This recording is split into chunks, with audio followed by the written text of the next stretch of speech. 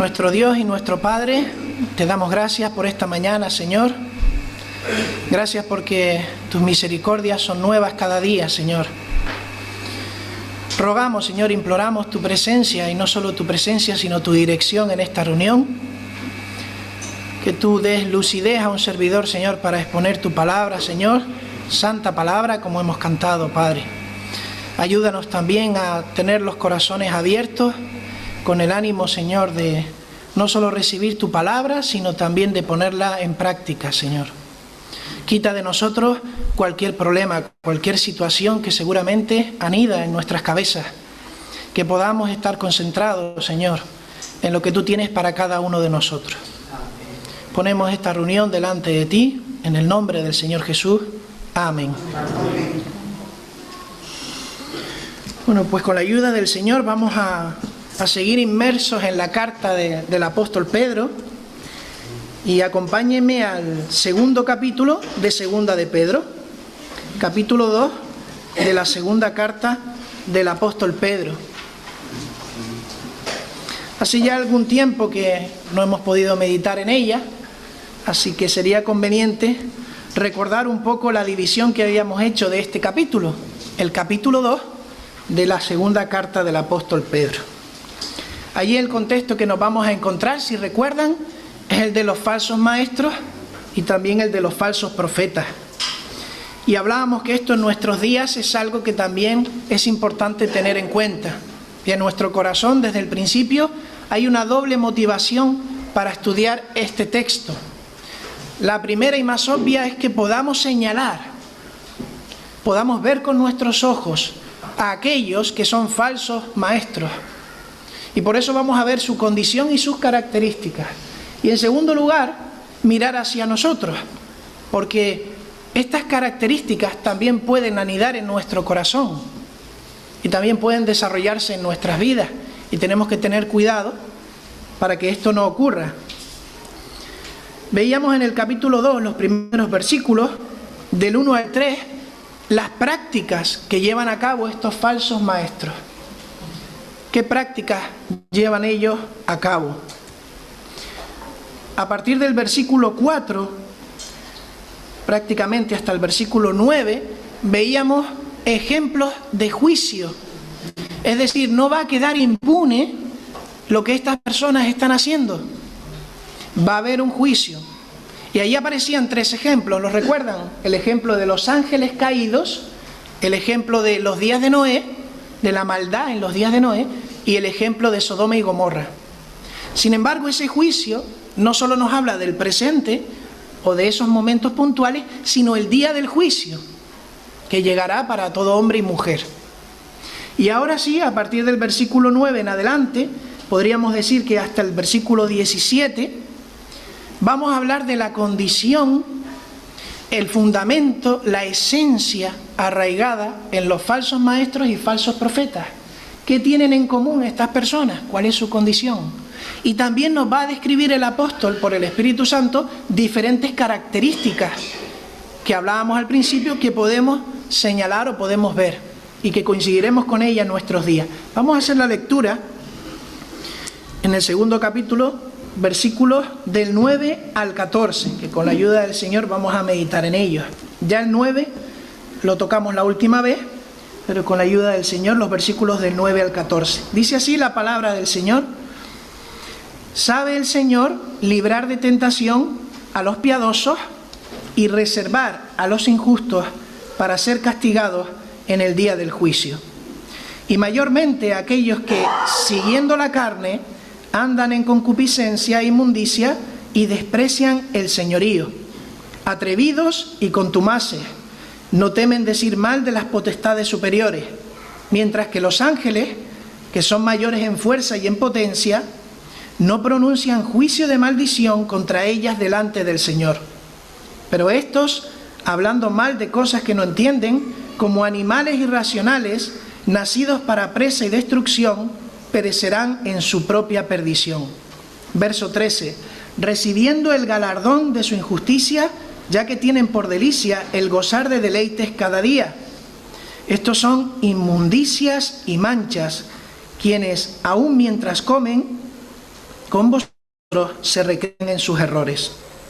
Tienen los ojos llenos de adulterio, no se sacian de pecar, seducen a las almas inconstantes, tienen el corazón habituado a la codicia y son hijos de maldición. Que el Señor bendiga su palabra. Y vamos a partir del verso 9, hermanos. Recordábamos en el versículo 9 esa promesa preciosa del Señor. ¿Sabe el Señor librar de tentación a los piadosos? ¿Sabe el Señor librarnos de tentación? Y decíamos que de la misma manera que el Señor nos libra y tiene para nosotros un destino que es el cielo, también el Señor tiene un destino reservado para los malvados. ¡Qué contraste precioso! Hay una herencia guardada para los creyentes. Hay una herencia preciosa. Dice en Primera de Pedro, capítulo 1, versículos 3 al 5, bendito el Dios y Padre de nuestro Señor Jesucristo, que según su grande misericordia nos hizo renacer para una esperanza viva por la resurrección de Jesucristo de los muertos. Y miren ahora, versículo 4 de Primera de Pedro 1. Para una herencia incorruptible, incontaminada e inmarcesible, reservada en los cielos para vosotros, que sois guardados por el poder de Dios mediante la fe, para alcanzar la salvación que está preparada para ser manifestada en el tiempo postrero. Y eso es para nosotros en esta mañana. Una herencia preparada para nosotros en el cielo. Pero miren, de la misma manera que está preparada, guardada para nosotros, también hay un lugar para aquellos que no están en Cristo. Si Dios sabe reservar al creyente, también reserva al injusto un lugar. Y esto hay que decirlo, hermanos. Hay un lugar de condenación para todo aquel que no está en Cristo Jesús. Y ese lugar es tan veraz y tan cierto como el cielo. Y estos falsos maestros van directos hacia ese camino. En el versículo 10, vamos a empezar, dice ahora, y mayormente aquellos que siguen la carne, nuestro texto en 2 de Pedro capítulo 2. Y mayormente a aquellos que siguiendo la carne andan en concupiscencia e inmundicia y desprecian el señorío. Paramos ahí. Si esto va a pasar a todas las personas que no conocen a Cristo, ¿cómo no va a ser seguro que aquellos que llevan el error y el engaño, que van en contra de la palabra de Dios, no tengan su lugar reservado en este lugar de condenación? Mayormente. Y miren cómo ahora nos va a hablar de la condición de estas personas. Son personas, dice el verso, que andan en concupiscencia e inmundicia. Dice que siguen la carne y desprecian el señorío. Y me acordaba como ilustración, no sé si aquí hay algún amante del mundo de los peces, el mundo de los acuarios y las peceras. Yo sé que algunos hay. Y hay algunos peces, saben que en líneas generales el agua tiene que estar muy limpia, no puede estar turbia, no pueden haber detritos, contaminación, tiene que estar limpia para que los peces sobrevivan en ese ambiente. Pero hay algunos peces especialistas en estar en un mar turbio, en un agua sucia, podríamos decir. Y de hecho suelen estar en las peceras, porque de alguna manera se sienten como en casa en medio de la contaminación. No importa el nivel de oxígeno, porque ellos aparentemente no sufren y están a gusto. Y pensaba en esta ilustración y decía, pues quizás estos falsos maestros se sienten también como en casa cuando están en la contaminación espiritual, cuando están en esta atmósfera. Pues déjenme decirle una cosa, al igual que a estos peces también les va a producir un daño a largo plazo, a los maestros falsos también les va a producir un daño a largo plazo.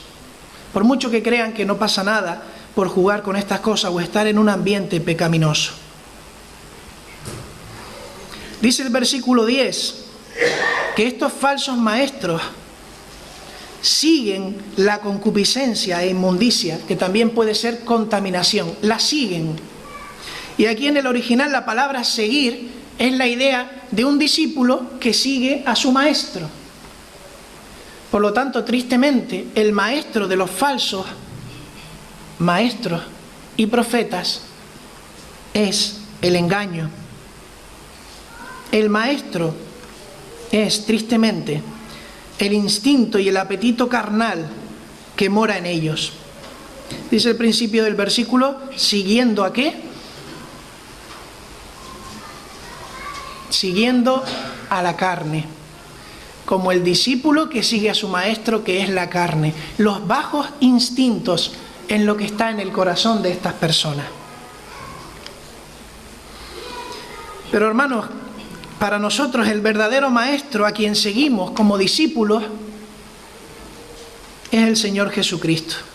Y lo seguimos o procuramos seguirlo continuamente a pesar de las dificultades. Porque diría el maestro a sus discípulos, sabéis a dónde voy y sabéis el camino. Así que no tenemos excusa para seguir al maestro. Dice aparte el verso 10, y seguimos teniéndolo delante, que siguen a la carne, que andan en concupiscencia e inmundicia. Pero miren lo que dice ahora, dentro de su condición, desprecian el señorío. ¿Y qué quiere decir que estas personas desprecien, que tengan en poco el señorío? ¿De quién? Pues miren, hay dos ideas reflejadas aquí por lo menos. Desprecian en primer lugar el señorío, quiere decir que niegan a la persona del Señor Jesucristo. Niegan rotundamente a la persona del Señor Jesucristo. Lo veíamos en el versículo 1 del capítulo 2, miren lo que dice allí. Versículo 1 del capítulo 2 de Segunda de Pedro. Pero hubo también falsos profetas entre el pueblo, como habrá entre vosotros falsos maestros, que introducirán encubiertamente herejías destructoras, y miren ahora, y aún negarán al Señor que los rescató, atrayendo sobre sí mismos destrucción repentina. Así que despreciar al señorío es negar a la persona del Señor Jesús. Pero va más allá. La idea también habla de menospreciar, despreciar su autoridad. La autoridad del Señor Jesús, no solo como hombre, sino como Dios. Y por eso el apóstol antes habló, y nosotros también transmitimos, que el Señor Jesús se manifestó en esta tierra como Dios, en la transfiguración, y que unos pocos pudieron estar presentes. Y allí vieron su gloria, y el Hijo de Dios es Dios. Así que estos se burlan de la persona del Señor Jesucristo. No aceptan su autoridad. Una autoridad que las Escrituras tratan claramente de principio a fin. Solo un ejemplo de quién estamos hablando, de quién es el Señor Jesucristo, nuestro Señor. Filipenses, acompáñenme a Filipenses, capítulo 2, versículos 9 al 11. ¿Qué autoridad tiene nuestro Señor Jesucristo? Filipenses, capítulo 2. Versos del 9 al 11.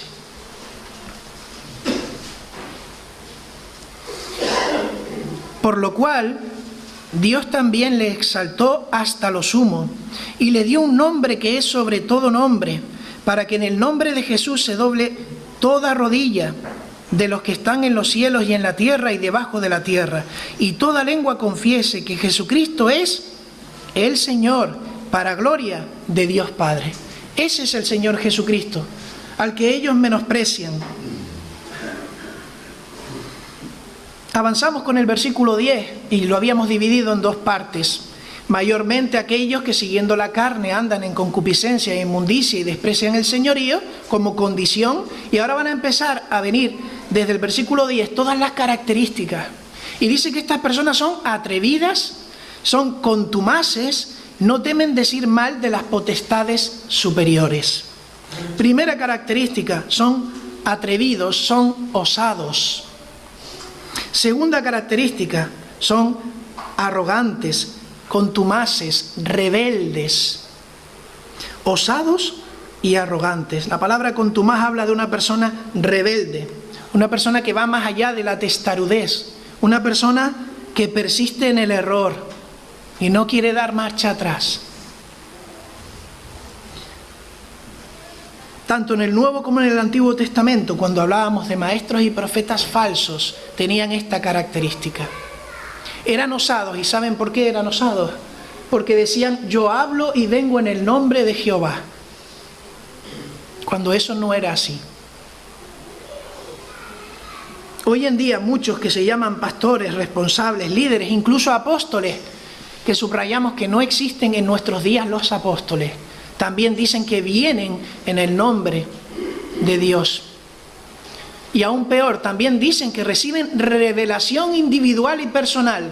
Y sabemos que la única revelación en nuestro tiempo es la Biblia. Así que desechemos y señalemos esas conductas como falsas. Estos muchas veces procuran adueñarse de un rebaño que no les pertenece. Un rebaño que es del Señor, el buen pastor. Estos falsos maestros son aquellos que nos dice la palabra que entran ¿para qué?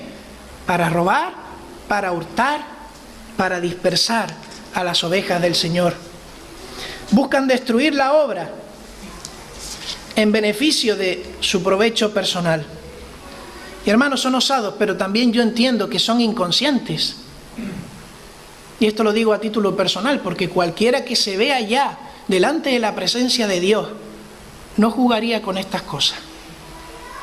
Entiendo que son necios en ese sentido. Pero hablábamos también que son arrogantes, segunda característica. Porque a menudo se consideran superiores, no solo al resto de los mortales, sino se ponen o se colocan por encima de eruditos de la palabra, de verdaderos maestros. Son estas personas que no son capaces de admitir errores. Son estas personas que no aceptan que desconocen temas,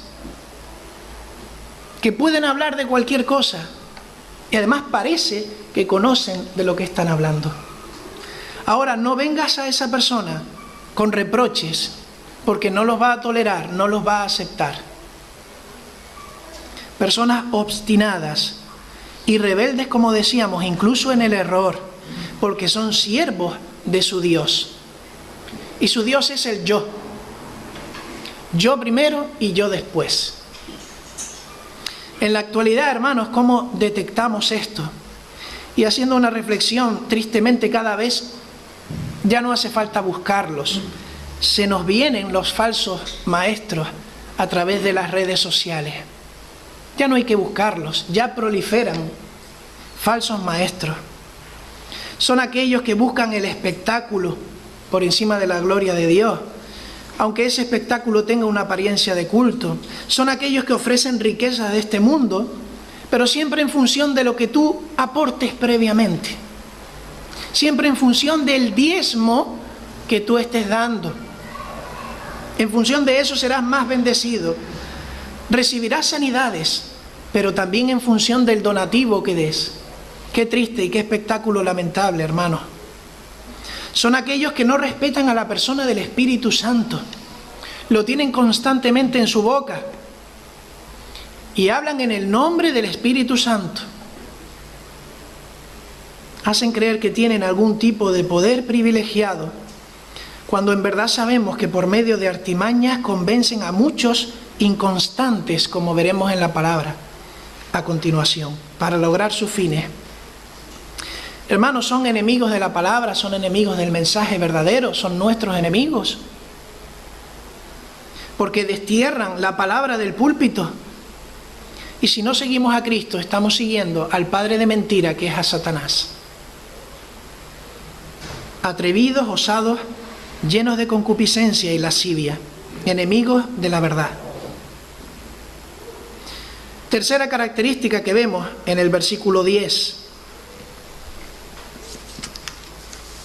Dice el versículo, en la segunda parte, atrevidos y contumaces, no temen decir mal de las potestades superiores. Y aquí la característica sería blasfemos. No temen decir mal. No tienen ningún temor a decir mal. Vamos a entrar ahora un poco qué quiere decir esto. Es importante irnos a Judas, acompáñenme a Judas ahora, los versículos 8 y 9, para verlo con más claridad. Judas, versículos 8 y 9. ¿Qué significa esto de no tener temor de decir mal de las potestades o autoridades superiores? Judas, versículos 8 y 9. No obstante, de la misma manera también estos soñadores mancillan la carne, rechazan la autoridad y blasfeman de las potestades superiores. Y ahora nos va a poner un ejemplo.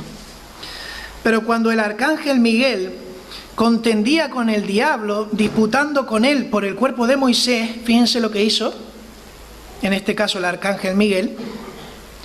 No se atrevió a proferir juicio de maldición contra él, sino que dijo: el Señor te reprenda. El arcángel Miguel no se atreve a proferir un insulto, una injuria contra Satanás. Pero estos falsos maestros, en contraposición, se atreven en su osadía a hacer juicios que ni los mismos ángeles con mayor rango, mayor autoridad hacen. Vemos en nuestros días, tristemente, que gritan muchos de los falsos maestros desafiando a demonios. Incluso vemos actuaciones como hacer ruido con los pies, saltar, brincar, como si estuvieran atacando de alguna manera, haciendo algo en el mundo espiritual con estas cosas. Expresan frases hechas como: te maldigo, yo te ato en el nombre de... ¿Con qué autoridad? ¿Con qué autoridad? ¿Y a quién enemigo te estás enfrentando? Qué desconocimiento bíblico, hermanos, porque tenemos que decir una cosa: es cierto que estamos en lucha espiritual. Es cierto que todos estamos en lucha espiritual. Todo creyente tiene que saber que está en lucha espiritual cada día. Efesios 6:12, que nos dice allí: porque no tenemos lucha contra sangre y carne, sino contra principados, contra potestades, contra los gobernadores de las tinieblas de este siglo, contra huestes espirituales de maldad en las regiones celestes. Es verdad. Pero miren una cosa, estos falsos maestros desconocen en qué posición estamos. Estamos en una posición de victoria. Estamos en una posición de los que han vencido, no por nosotros, por Cristo, que les venció. Y venció a los demonios, a Satanás y a la muerte. Así que nuestra labor no es luchar de esa manera contra los demonios, como hacen estos falsos maestros. Satanás, los demonios, la muerte han sido derrotados por Cristo en la cruz. Por tanto, son un ejército vencido. Y lo único que se le pide al creyente, a ti y a mí en esta mañana, es resistir sus ataques desde la posición de victoria en la que Cristo nos ha colocado. Y me acordaba del retiro en Tenerife de hace algunas semanas. ¿Cuál era el versículo lema allí? Santiago 4:7. Someteos pues a Dios, resistid al diablo y él huirá de vosotros. Pero primero someteos a Dios y después resistid al diablo. Entonces huirá de vosotros. No tenemos que hacer espectáculos cuando hablamos de defendernos del enemigo. Tenemos que someternos a Dios, resistir al diablo y él huirá de nosotros. Versículo 11, volvemos a nuestro texto en la segunda carta de Pedro, capítulo 2.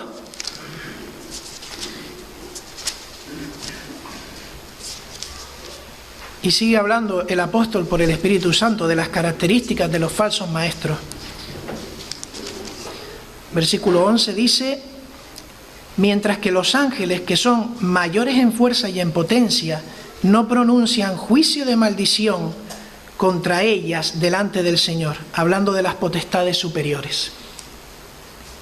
Enlaza con el versículo anterior, y hemos visto el ejemplo de Miguel. Miguel reconoce, como hemos visto en Judas, reconoce la autoridad de Satanás.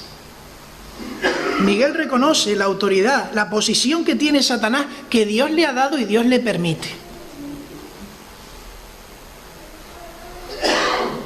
Y aunque Satanás no tenga jurisdicción sobre Miguel, Miguel no está dispuesto a injuriarlo.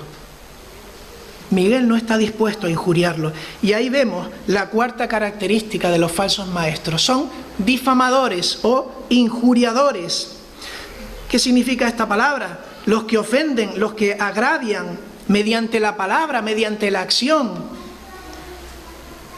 Y esto lo que daña es la reputación, dignidad u honor del otro.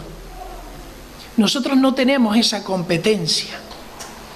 Eso es competencia de Dios, no es competencia nuestra, hermanos. Porque hasta los mismos ángeles lo ven de esa manera. Qué contraste, ¿verdad?, entre los ángeles y entre los falsos maestros. Y lo hemos dicho ya, pero les lanzo la pregunta: ¿por qué, según este pasaje que hemos visto de Judas, los ángeles no hablan mal con tanta facilidad, teniendo pruebas delante fehacientes, ni tan siquiera de los demonios o de Satanás? Y la clave está al final del versículo 9 de Judas. ¿Qué dice allí el final del versículo 9 en Judas?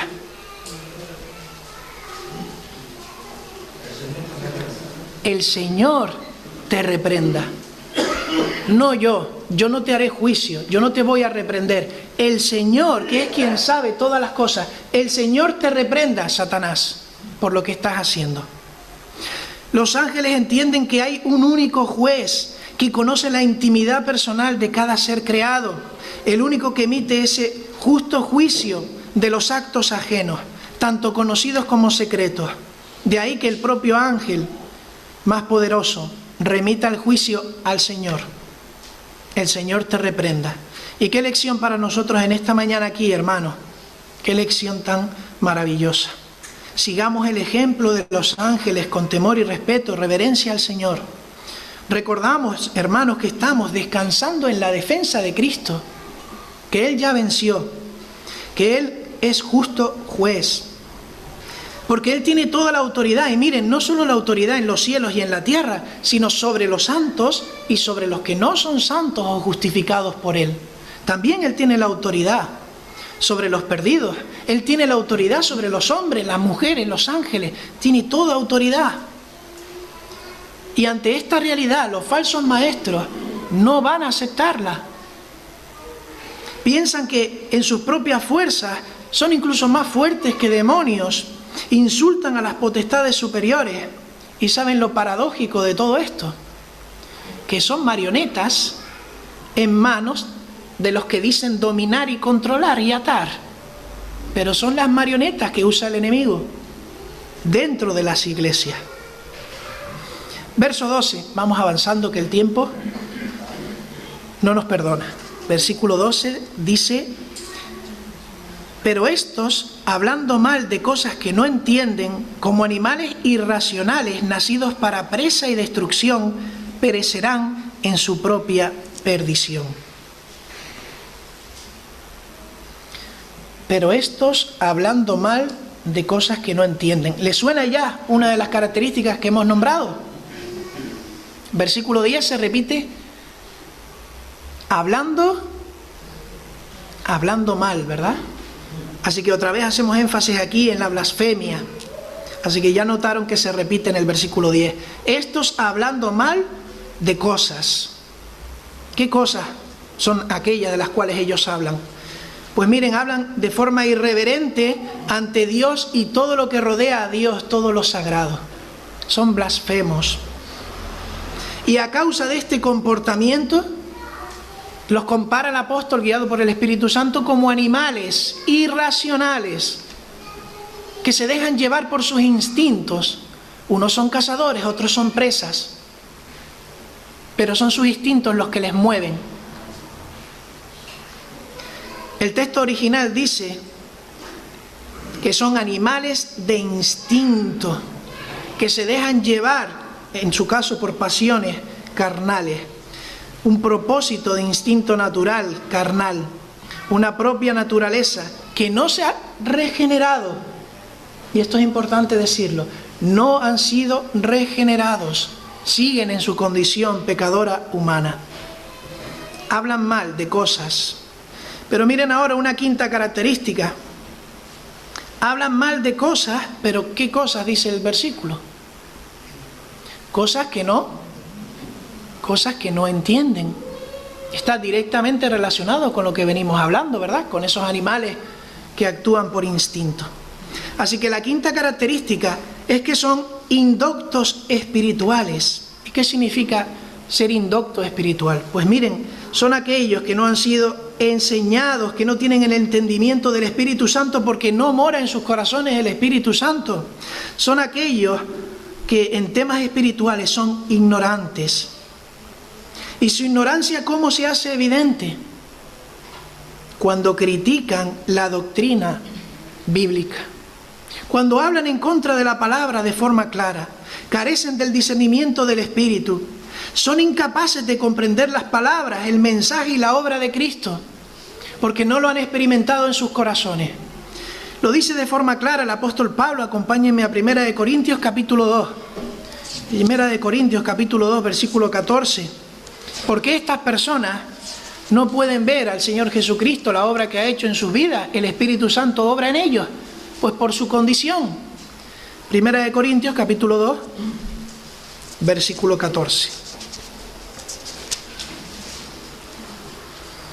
Pero el hombre natural no percibe las cosas del Espíritu de Dios, porque para él son locura y no las puede entender, porque se han de discernir espiritualmente. Esta es la razón, porque son de aquellos de los que habla el texto, el hombre natural, están en ese grupo. Estos son indoctos, hemos dicho, aunque se hagan pasar por maestros, ignoran las cosas de las que hablan. Por eso se permiten la licencia, hermanos, de hablar de esta manera y con esta falsa autoridad. Salomón ya nos hablaba de los tales, pero él no hablaba de indoctos, él hablaba de necios en los proverbios. Y hay muchos proverbios, pero he seleccionado dos. Proverbios 10:14 dice: la boca del necio es calamidad cercana. ¿Y cuánta razón tenía Salomón? Proverbios 15:2: y la boca de los necios hablará sandeces. Esto no es nuevo, hermano. ¿Y por qué hablan sandeces? ¿Y por qué traen calamidad donde están? Porque han desechado la verdad y la han cambiado por la mentira. Se apartaron hace tiempo ya de lo que enseña la palabra, y como hemos visto ya, traen como resultado herejías destructivas a la congregación. Recogía una frase de un comentarista que me llamaba la atención y la verdad que es una realidad, hermano. Dice la frase: un creyente humilde puede ver más lejos de rodillas que uno de ellos de puntillas. Un creyente humilde puede ver más lejos de rodillas que uno de ellos, uno de estos, de puntillas. ¡Qué realidad, hermano! Finaliza el verso 12 en el cual estamos. Volvemos a la segunda carta de Pedro, capítulo 2. Finaliza el versículo diciendo: perecerán en su propia perdición. Lo único que puede esperarse es que sean destruidos igual que ellos están destruyendo a su paso. Y muchas veces no solo en una congregación, sino que van pasando por muchas congregaciones. De la manera en que ellos perecerán es de la misma manera que ellos llevan a otras almas. Lo que ellos causan les será revertido. Y alguien podría decirme en esta mañana, y muy actualmente se habla de este tema: estoy de acuerdo contigo, eso es el karma. Eso es el karma. Lo que tú haces es lo que recibes. Estoy de acuerdo. Alguien podría decirlo, y seguramente en la calle lo escuchamos a menudo. Eso es el karma. ¿Y qué es el karma? Pues miren, una definición muy sencilla. El karma es una energía, una ley cósmica de causa y efecto que establece que nuestras acciones, pensamientos y palabras generan consecuencias que eventualmente, en ocasiones, no siempre, de forma arbitraria, vuelven a nosotros, regresan a nosotros, condicionando nuestra vida presente y nuestra vida futura. Es decir, que a los falsos maestros les tiene que llegar lo que ellos están haciendo. ¿Es eso, hermano, lo que dice la palabra? Por supuesto que no. Aquí no se habla de ningún karma. Y eso tenemos que desecharlo de nuestras cabezas. Es más, y me permiten el paréntesis, este puede ser el versículo que vamos a ver ahora, y este tema, Gálatas 6, 7 y 8, un punto de testimonio cuando salga ese tema con otras personas. Cuando alguien te hable de karma, tú llévalo a Gálatas capítulo 6, versículos 7 y 8, y le dirás: este es mi karma. Y mi karma es la justicia de Dios, que es perfecta, que no es un ente, no es una fuerza cósmica, es Dios mismo, Él imparte justicia en el momento oportuno. Gálatas 6, versículos 7 y 8 dice: no os engañéis, Dios no puede ser burlado, pues todo lo que el hombre sembrare, eso también segará. Porque el que siembra para su carne, de la carne segará corrupción, mas el que siembra para el Espíritu, del Espíritu segará vida eterna. Karma, no, justicia divina y perfecta de nuestro Dios. Que estas palabras, hermanos, en esta mañana no nos inquieten, porque pudiera ser que la acción de los falsos maestros a veces pues nos lleve a pensamientos tristes en nuestro corazón y a una sensación a veces incluso de frustración. Pero no nos inquietemos tanto, hermanos, por señalar a los falsos maestros, que debiéramos hacerlo. Debiéramos preocuparnos y, en primer lugar, tener en cuenta lo que dice el versículo. Dice que estos seducen, estamos en el versículo 12, a las almas inconstantes. Y yo les pregunto, a veces perdemos, yo el primero, más tiempo señalando o buscando a los falsos maestros que procurando que no esté en la lista de las almas inconstantes. Porque si yo me preocupo de mi vida y de servir al Señor, el Señor que está en mí hará que yo no sea del grupo de los inconstantes y no seré arrastrado por el falso maestro. Y esto es una exhortación de la palabra, una advertencia para que cada uno de nosotros miremos en nuestro corazón.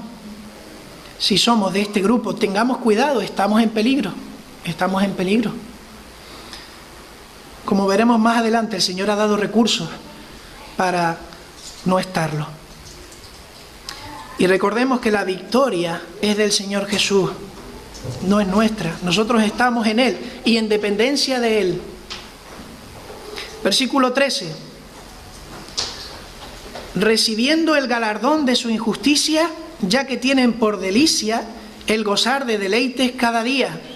Estos son inmundicias y manchas, quienes aún mientras comen con vosotros se recrean en sus errores. Y la sexta característica se podría llamar de muchas maneras. Son personas pecaminosas sin escrúpulos. Pecaminosas sin escrúpulos. No se ocultan, no tienen la necesidad de estar en tinieblas para cometer esos actos.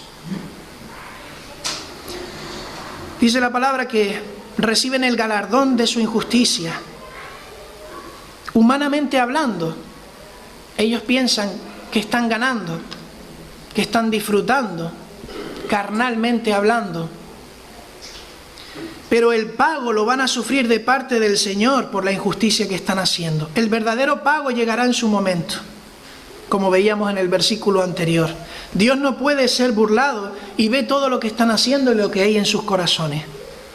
Y ellos tienen por delicia, dice el versículo, gozar de deleites cada día. Tienen el concepto de placer que nosotros podemos encontrar en las calles, en el mundo, porque no han sido regenerados, aunque estén entre nosotros. Es un concepto carnal, mundano, que se entrega a las pasiones, incluso a plena luz del día. Ese pecado que muchas veces se hace en oscuridad, incluso por aquellos que se definen ateos, ellos no tienen ningún problema en hacerlo públicamente. El término original aquí viene a hablar de crápula, que expresa la idea de libertinaje, vida libertina. Los que sin escrúpulo alguno cometen pecado, estos son los esclavos de Satanás. Y hermanos, se les llama inmundicias y manchas en medio de la congregación, porque la congregación es preciosa porque Cristo la lavó con su sangre. Y esas manchas afean la obra y el testimonio de Cristo. En Judas dice que son manchas en vuestros ágapes, que comiendo impúdicamente con vosotros se apacientan a sí mismos.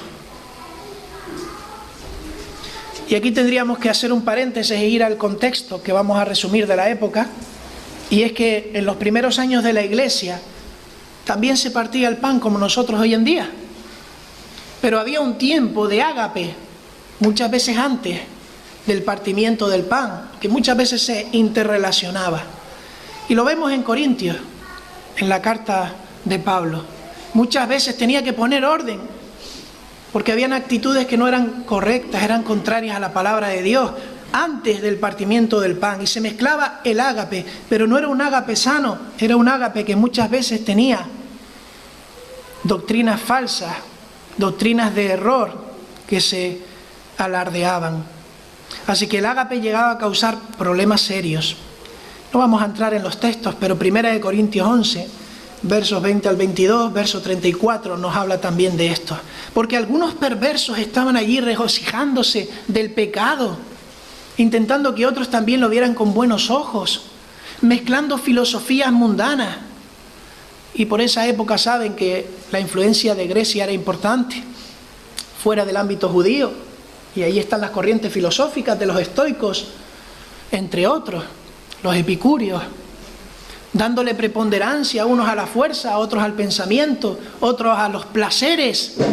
Y ellos todavía estaban dentro de la iglesia en esos ágapes, hablando cosas que nada tienen que ver de la palabra de Dios, contaminando, siendo manchas, hermanos, en esa preciosa congregación. Versículo 14, y ya vamos a ir concluyendo. Se nos dice que estos hombres tienen los ojos llenos de adulterio, no se sacian de pecar, seducen a las almas inconstantes, tienen el corazón habituado a la codicia y son hijos de maldición. La séptima característica es que son adúlteros, porque sus ojos están llenos de adulterio. La idea en el original es bastante fuerte, clara y específica. Y nos habla de hombres que ven en toda mujer la posibilidad que les sirva para practicar el adulterio. Ven en cada mujer quizás un objeto potencial para adulterar. Es una lascivia en su mente. Y lógicamente está oculta, lógicamente no está a la vista. Bajo una apariencia de piedad, en sus corazones arde estas bajas pasiones y bajos instintos. Y qué real, hermanos, cuando traemos esto a nuestros días. Numerosos casos en la prensa de estas situaciones en diferentes congregaciones. Que el Señor nos libre a cada uno de nosotros. Por eso decíamos al principio que hay dos motivos para estudiar esta carta. Hay muchos más, pero básicamente dos. Señalar a los falsos maestros, pero cuidarnos nosotros de no tomar esto en nuestras vidas y que crezca en nuestros corazones. Porque está en juego el testimonio de la iglesia, y a veces iglesias de testimonio de muchos años, hermanos y hermanas fieles en el Señor, que caen por una sola cosa como esta. Así que, hermanos, son adúlteros. Pero dice también el verso, no se sacian de pecar. Adictos al pecado sería la octava característica. Adictos al pecado. No se sacian, no hay manera de saciarse. El pecado forma parte de una rutina diaria, se podría decir que hasta planificada de forma escrupulosa. Y es conveniente en este punto hacer un breve inciso. Es conveniente parar y hacer un inciso. Cierto es que es una situación triste cuando caemos cualquiera de nosotros. Cuando caemos ocasionalmente cualquiera de nosotros. Porque todos podemos caer. Es más, vamos a caer. Pero hay que hacer una distinción con los que están hablando aquí en comparación con el creyente, los falsos maestros. Todos podemos fallar, pero una cosa muy diferente es la de la práctica habitual y constante y gozosa del pecado. Estamos hablando de ese perfil. Así que, hermano o hermana, si has caído, no te derrumbes. Ve a Cristo, que Él tiene para ti pureza, Él te puede limpiar. Y sigue en el camino. Esto no va para ti si has caído.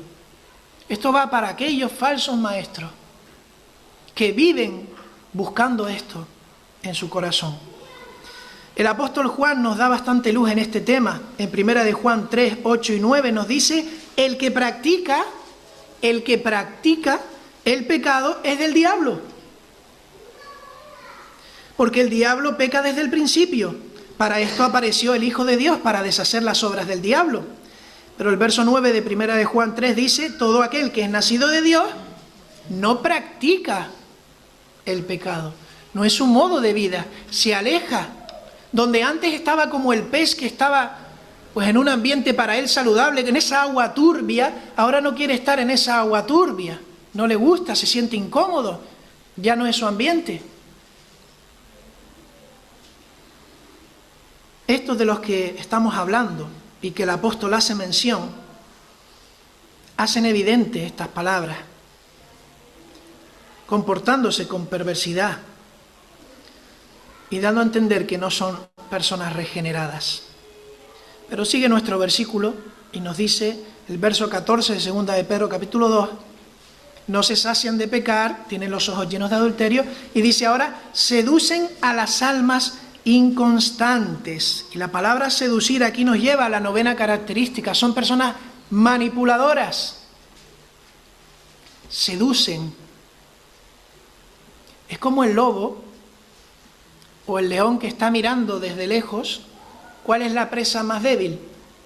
Aquella que cojea, aquella que tiene una edad avanzada, que está enferma, y ya planea una estrategia para seducirla, para atraerla y llevarla a su pensamiento. Seductores de almas inconstantes. Sus corazones están predispuestos a atacar a los más débiles. Lobos en medio de las ovejas. Buscan a las más desvalidas. Tengamos cuidado, hermanos, cuando escuchemos en aquellos líderes espirituales o en aquellos que se hacen llamar maestros y no lo son, cuando argumentan algo utilizando las siguientes expresiones. ¿Eso está bien o está mal en función de la cultura? Eso es algo relativo. No es malo si se hace con amor. Tengamos cuidado, hermanos, con este tipo de argumentos que son humanos, que no son bíblicos. Tengamos cuidado. La cantidad de falsos maestros que han empleado su autoridad religiosa para aprovecharse del débil, de las almas inconstantes. Y decía un comentarista, normalmente buscan a miembros de las iglesias desprevenidos. Pero miren lo que dice ahora también este comentarista. No solo desprevenidos porque los pillan en un momento de flaqueza, no. Desprevenidos en el siguiente sentido. Desprevenidos o que no tienen la costumbre de ponerse toda la armadura de Dios. Y me llamaba la atención porque siempre hacemos alusión, yo por lo menos, a que la armadura tiene que ser de cara afuera, ¿verdad? Cuando sales al campo de batalla. Pero aquí el contexto es diferente. Aquí es que la armadura también nos sirve para estar en medio de la congregación protegidos por estos falsos maestros. Y hablábamos antes de la importancia tanto de señalar lo que creemos que no está bien en esas personas si están a nuestro alrededor, o cuando nos llega un vídeo, muchas veces en la práctica desecharlo, como cuidarnos nosotros mismos de no estar en este grupo de almas inconstantes. Decía otro comentarista, qué fácil es seguir los errores de doctrina. Pareciera como que nos lo pide nuestro ser. ¿Cómo nos atrae esa vida que combina lo eclesial con el mundo, todo lo mundanal con la santificación, que no nos lleva a un compromiso real y duradero, que nos deja una libertad que se confunde con libertinaje? Qué bien suena para nuestros oídos. Pero huyamos de esto, hermanos. Esta lucha ya estaba en los inicios de la iglesia y seguirá hasta que el Señor venga. Y última característica del versículo 14. Dice, habituados, dice allí, a la codicia. Habituados a la codicia. ¿Y qué es la codicia? La codicia también es un deseo insaciable, desmedido, de obtener riqueza, de obtener poder o bienes. Y el enfoque de la persona codiciosa es la de conseguir más y más y más. Y en ese proceso no importa lo que pasa. No importa si quiero gastarlo, si quiero guardarlo, no importa lo que le pase al otro por yo conseguir eso. Es una visión totalmente egocéntrica, donde el yo es nuestro Dios cuando vivimos así. Codiciosos, 10ª característica, son habituados, dice el texto, es decir, expertos ya por la práctica. Son expertos. El verbo aquí expresa la idea de ejercitarse continuamente, llevando a la práctica. Y no solamente en términos económicos o materiales, si lo llevamos al contexto de lo que hemos venido hablando, se habla de que, incluso habla en este contexto, de las relaciones los unos con los otros. ¿Hasta dónde puedo codiciar yo una relación de poder, de autoridad, de sentirme superior, de ultrajar a otra persona para satisfacer mis bienes? Es en ese contexto en el que estamos hablando, no solo económico o de tener cosas. Es que yo soy y tengo que verme y tengo que estar para ser. Pero eso no es bíblico. Eso no es lo que el Señor nos enseña. Esos son falsos maestros, habituados a la codicia.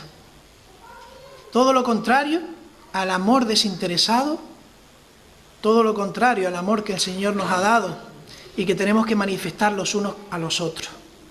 Termina el verso 14 diciendo: estos son hijos de maldición. Y esto es una expresión que encontramos en la Biblia cuando se habla de una intimidad entre el pecado y el pecador. Una intimidad tan profunda entre el pecado y el pecador. También se ve en la palabra como hijos de ira, hijos de desobediencia. Son como los que heredan, y teníamos la figura, ¿verdad? Hijos de maldición, como el hijo que hereda los bienes del padre, pero en vez de heredar la bendición, hereda la maldición. Maldición de pecado. Es aquel que hace lo contrario a la voluntad de Dios. Y como reflexión, hermanos, exhortación final de lo que hemos ido viendo en esta mañana, me gustaría que nos quedáramos con algunas cosas y terminar con un texto bíblico también. Y lo hemos dicho ya a lo largo de la exposición, hay un doble motivo en el corazón.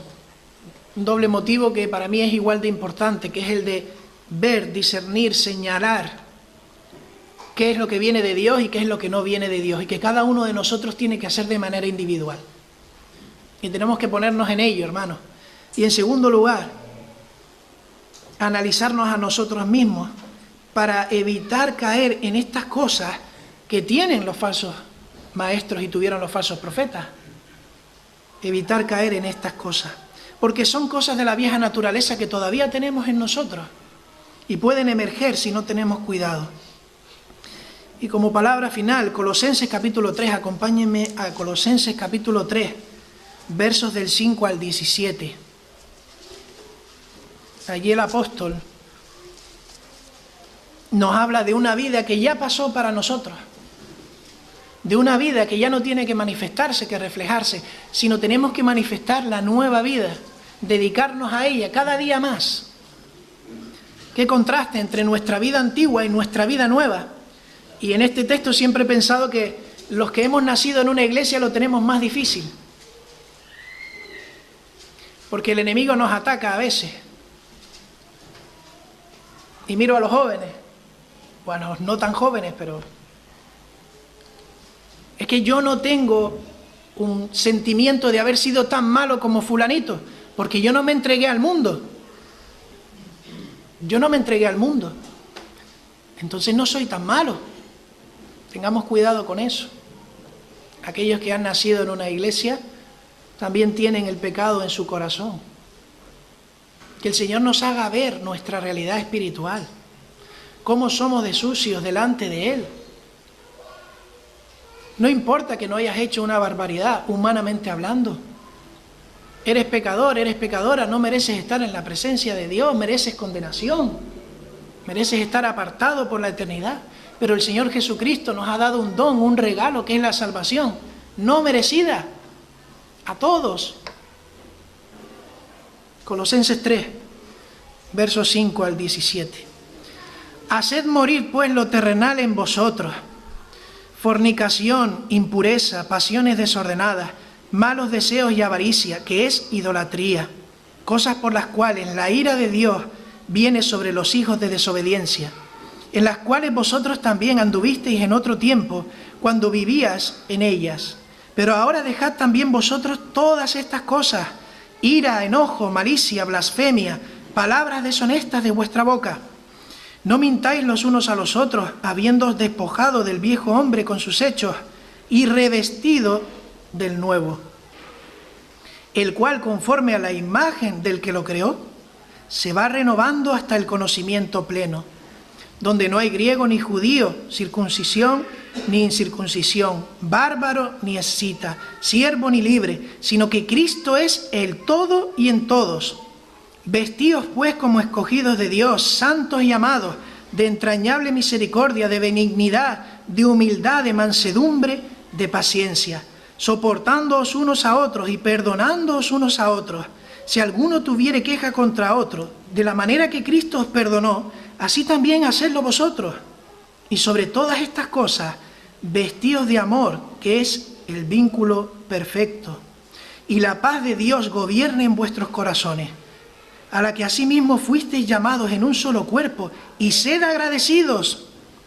La palabra de Cristo more en abundancia en vosotros, enseñándoos y exhortándoos unos a otros en toda sabiduría, cantando con gracia en vuestros corazones al Señor con salmos e himnos y cánticos espirituales. Y todo lo que hacéis, sea de palabra o de hecho, hacedlo todo en el nombre del Señor Jesús, dando gracias a Dios Padre por medio de Él. Amén. Que el Señor bendiga su palabra.